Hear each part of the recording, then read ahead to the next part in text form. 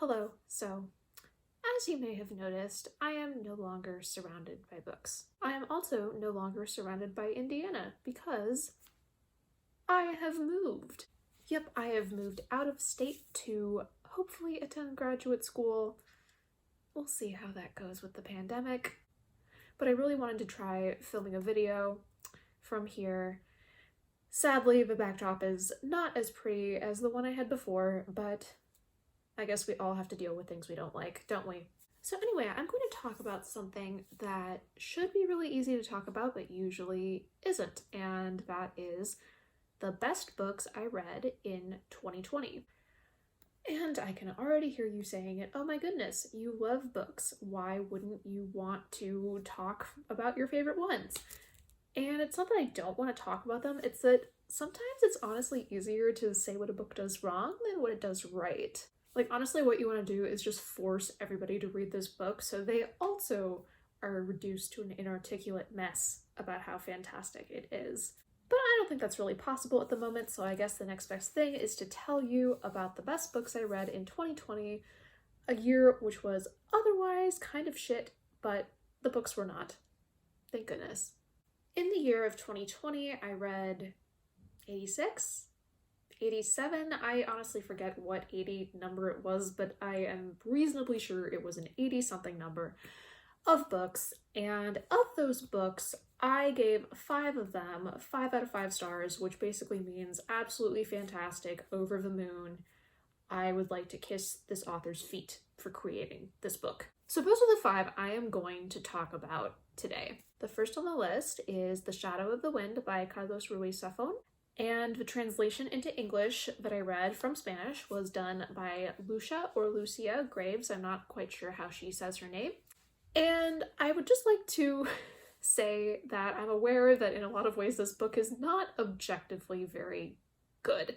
I've seen a lot of criticism saying it's highly male-gazy, which is to an extent true. It's also extremely reminiscent of telenovelas, except in book form. The plot is kind of all over the place.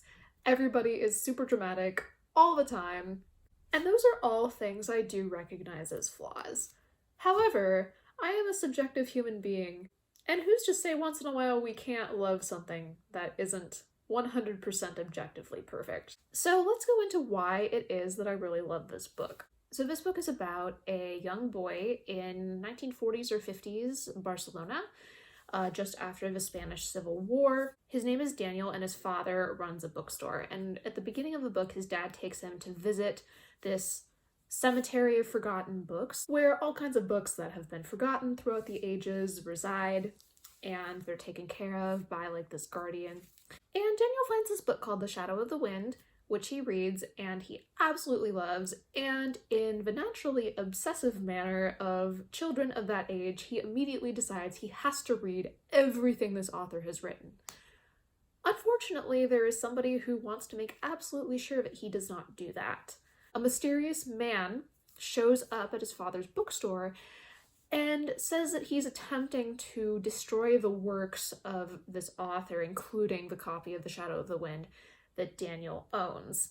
And Daniel, of course, is not super happy about this and doesn't want to give up his copy, and so that spirals into this whole like telenovela-like scenario. So you've got basically like every kind of crazy like telenovela thing. There's forbidden love, there's family drama, there's unhappy marriages, just all the stuff that we're accustomed to seeing in like soap operas. And like as at times ridiculous as this book can get, I really kind of fell in love with a lot of the characters. I fell in love with just the way the storyline just sort of sweeps you away, and the love of books that permeates the entire story. I also really liked the writing of the translation. I thought it was really beautiful and lyrical, and a bit melodramatic, but so is the entire story. And also I love this theme in the book about just second chances and how like no matter how bad a thing is that you've done, you can always come back from it and you can be better.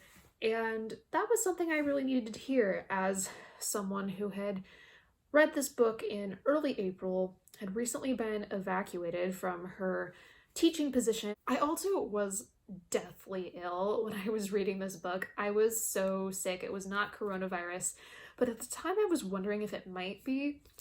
And I remember being so achy just all over that I just got in the shower and just stood under it while the hot water just like came down upon me. And that was the only thing that could distract me from just how much pain I was in. Well, actually, that and this book, which was exactly the kind of distraction I needed to take me away from an honestly really awful situation where I was ripped away from my job and my friends and sent back home, and I was very sick.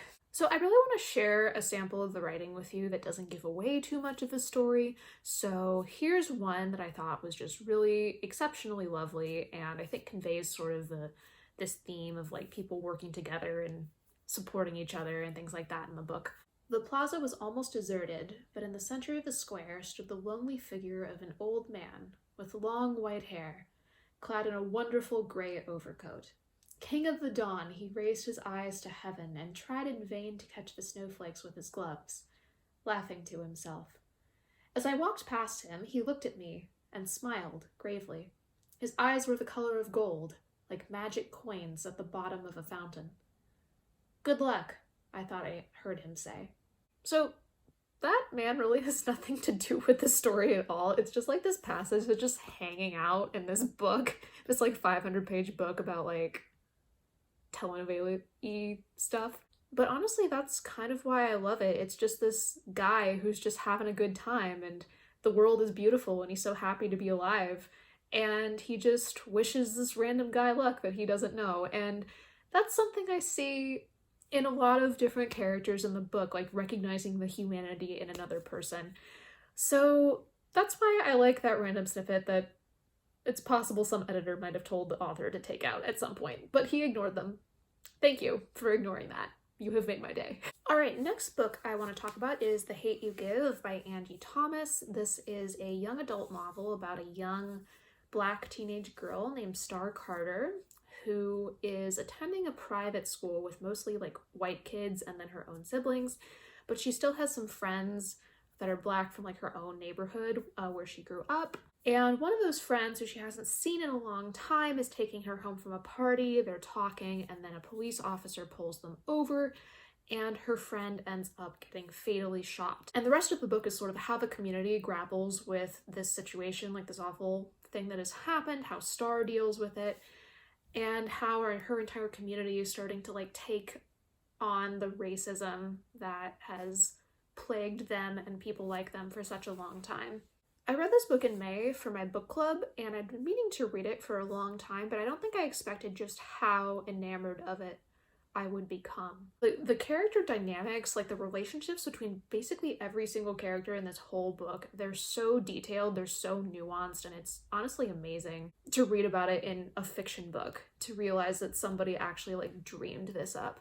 One of my very favorite characters in the whole book was actually Star's father, who as a young man was kind of like a problem guy. He got into some trouble.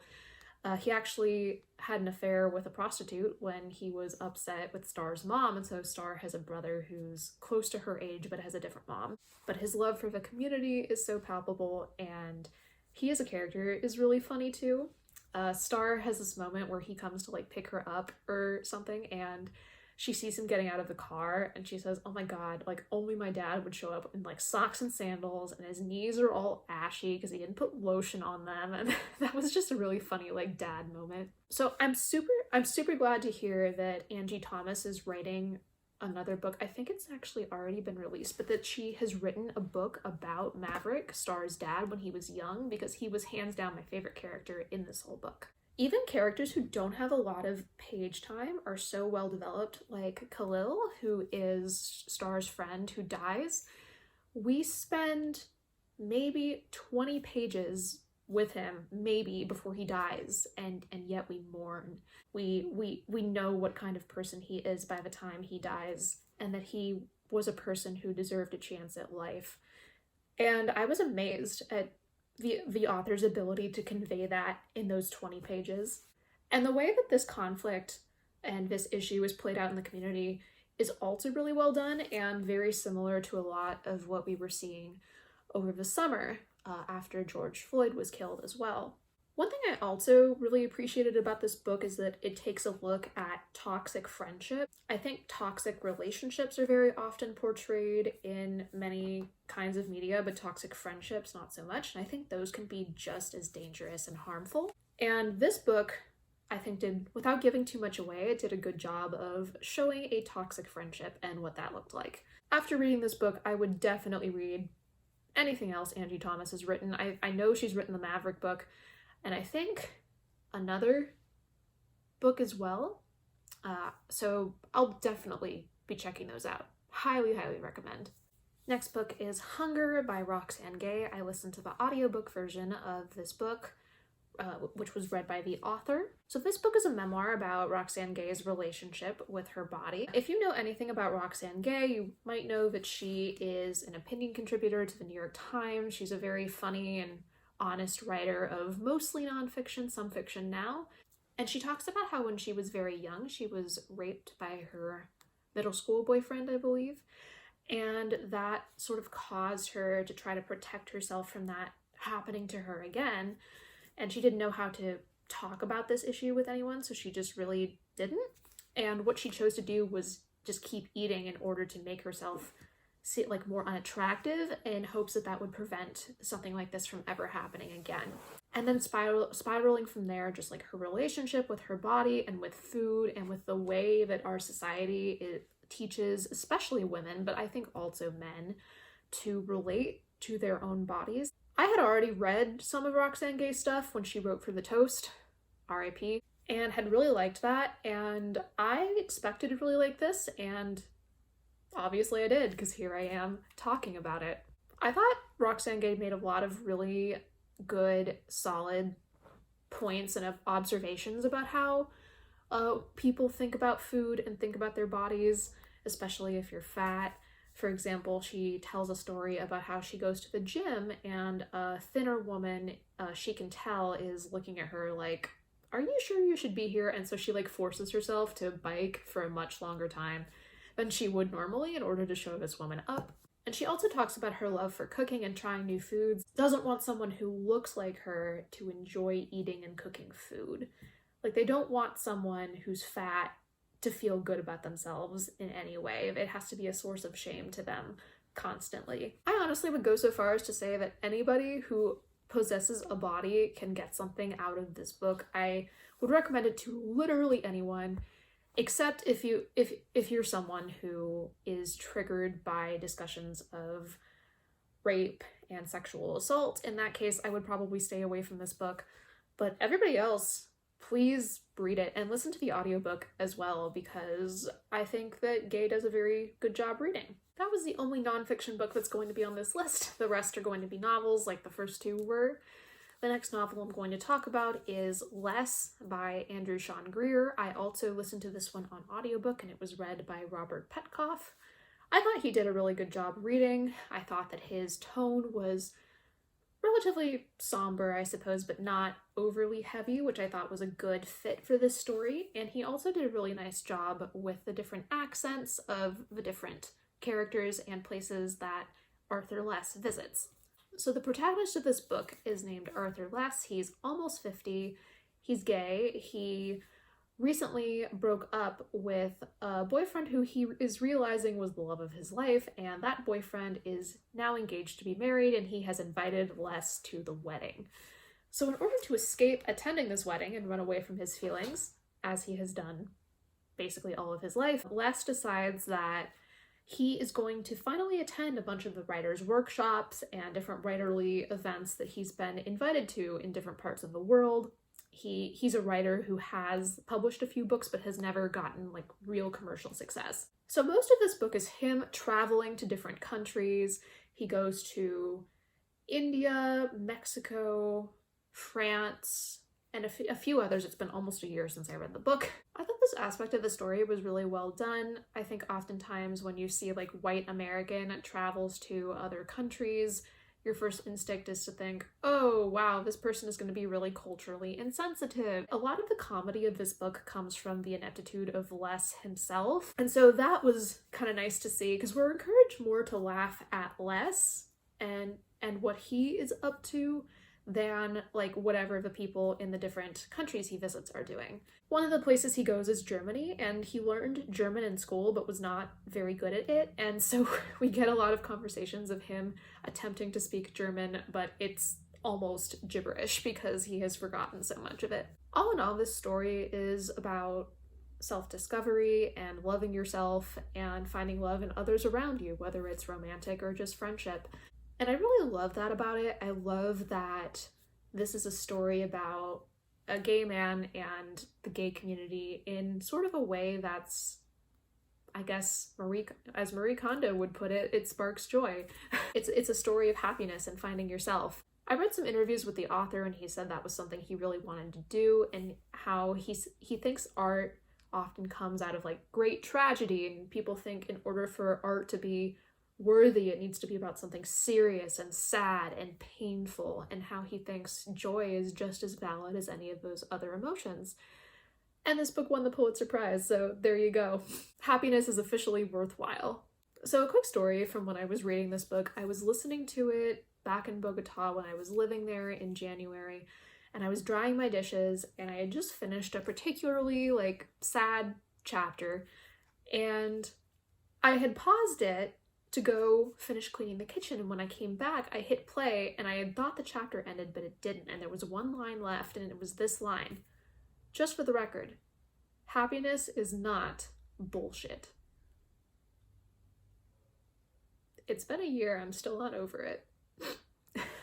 So yeah, 100%, you should definitely read this book, and it will bring you joy, I promise. Last on the list, we have The Vanishing Half by Brit Bennett, and I listened to the audiobook version of this as well. It was read by Shina Small. So if you're one of like the 5 people who have not heard of The Vanishing Half, because it's been such a huge buzzy book in 2020, it is the story of twin African-American sisters, Desiree and Stella, who are growing up in a small Louisiana town, which is an entirely like African-American community, but the community is trying to make themselves accepted by white people. And so they decided to purposely like try to breed for light skin. And so many of them can pass as white in white communities. When the girls are teenagers, they decide that they want to move out of the town, and they go to New Orleans. One of them, Stella, realizes that she can get a better job by passing as white, so she does that, and she meets a guy who's white and doesn't ever tell him that she isn't, and they get married. Whereas Desiree instead marries an extremely dark-skinned man and has a very dark-skinned daughter named Jude. She later leaves her husband and comes back to the town of all of these light-skinned African-American people with her daughter. And the rest of the book is just like how those two sisters, how their families contrast and how they converge over time. Eventually their children meet up.